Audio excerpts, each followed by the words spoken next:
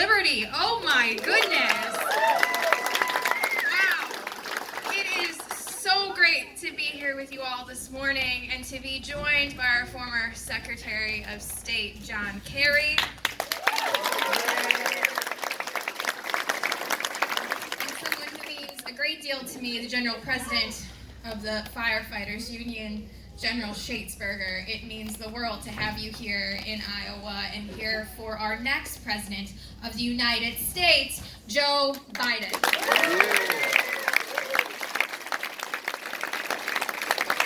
So, you guys might have heard, I decided to endorse the Vice President for the Presidency of the United States a few weeks ago. And it means the world to me to be out here with him the last few weeks, talking to folks all across all across my district, and then also here in Iowa too, and all across the state, because he is so important for the future of our country. And to tell you why that matters so much and what it means to me, you've got to know where I come from. You see, I was somebody who grew up in a small town a little bit north of Dubuque, in a town called Sherrill. If you might know it, it has more cows than people. And my dad was a union pipe fitter welder. My mom was a secretary for the school district. I was one of 4 in my family, and we were all first-generation college grads. And you see, growing up in Iowa, we were never promised it was going to be easy, but we were promised that if you work hard, you can make it. Again, that is what we were promised, and that's what we believed. And growing up, I got to be honest with you, yes, I may be one of the youngest women ever elected to Congress, and one of the first women elected to Congress from Iowa with Congresswoman Cindy Axne, but growing up, you see, I didn't know anybody in politics or government. But I knew my grandfather, who was a firefighter. And you see, as a 10-year-old, I would sit around the kitchen table with my grandpa, who was a Democrat and a firefighter, my uncle, who was a Democrat and small business owner, and another uncle who was a Republican and a lawyer. And there I would be, at 10 years old, having conversations about what was going on in the world. And I gotta tell you, we didn't always agree. In fact, we got into it quite a bit. But I will never forget, and this has always shaped my life, that we would leave at the end of the night, hug each other, say, love ya, can't wait to see you next week. And I remember thinking that that's how policy and discussions should be. And my grandfather, again, was the one that I looked up to more than anything. He was one of the best people I have ever known, and he's somebody that I listened to back in even 2007 when I happened to have been a page in the Iowa House. So I was an 18-year-old there working, and you guys remember 07. We had a lot of candidates now, yes, obviously, but we also had a lot of candidates in 2007. And if your last name was not Obama or Clinton, not a lot of people knew who you were. And all of a sudden, my grandfather calls me, and he says, Abby, I heard that the senator from Delaware, Joe Biden, is coming to the Capitol. You gotta go listen to him. And I went, who? Who is this senator from Delaware? I don't know this Joe Biden. He's like, Abby, just trust me. He gets it. He understands our family. Just go listen. And I said, well, if Papa says, I better go. So in I went into the Iowa caucus room, where I will never forget, I didn't know who the heck Joe Biden was when he walked into that room, but I sure knew who he was when he walked out, because he's the guy who understands and fights for kids in this state who grew up like me, who had to have their dad's business agent's name memorized, because when it showed up on caller ID, it meant he had a job.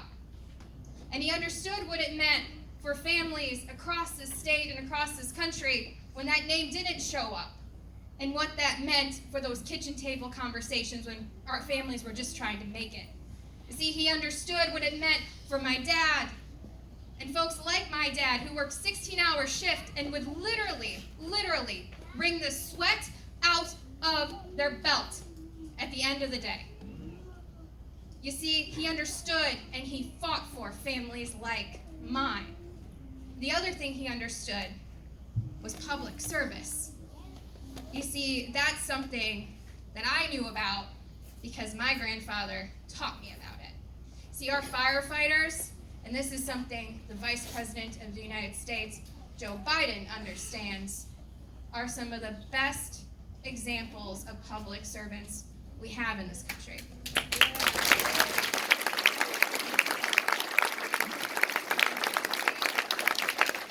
When my grandfather would get a call to run into a burning building, he didn't call back and ask, "What color's your skin?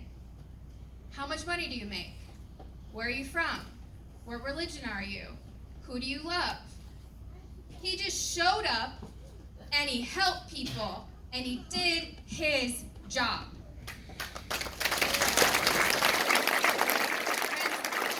That's what our firefighters do. That is what Joe Biden has done his entire career. And it is why we desperately need him right now in that White House. That's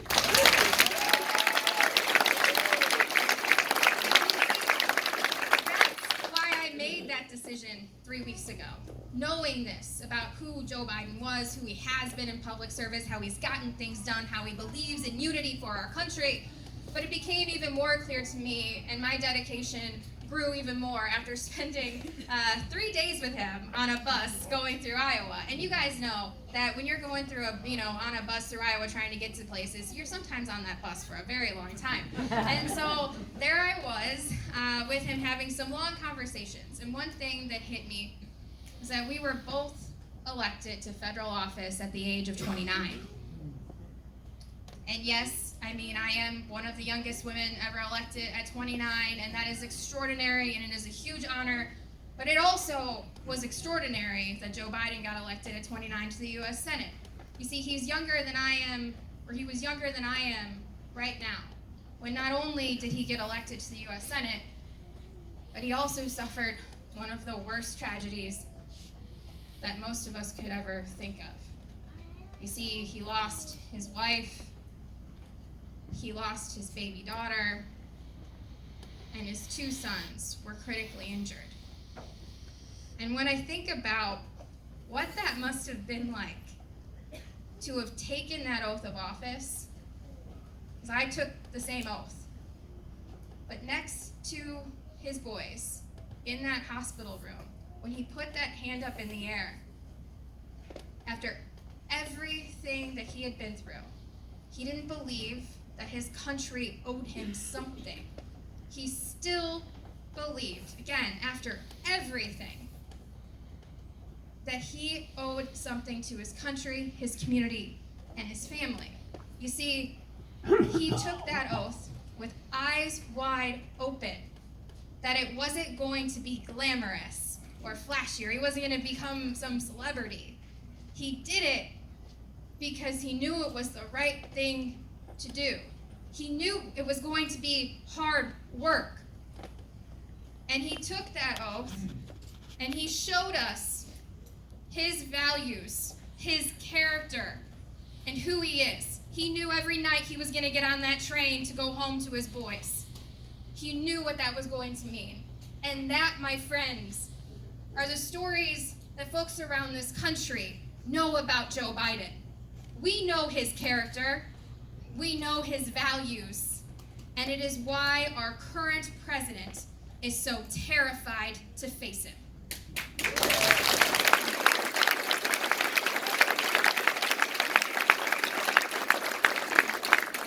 You see, we have got to do everything we can to make sure that Joe Biden is at top of that ticket.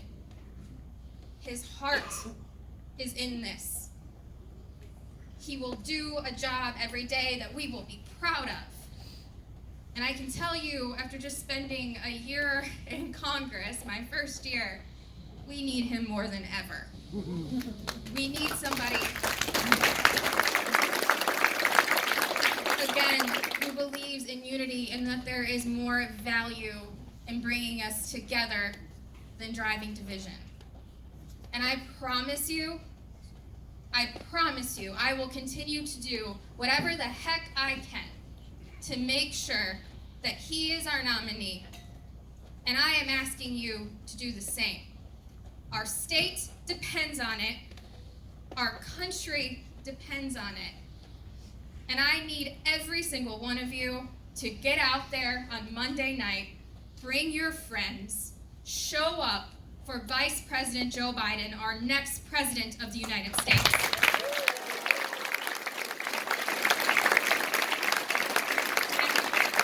And again, I promise you I will continue to do everything I can, because at the end of the day, Iowa is my home. And this is our country. And we need Joe Biden and his character and his values to take it back. It said in here.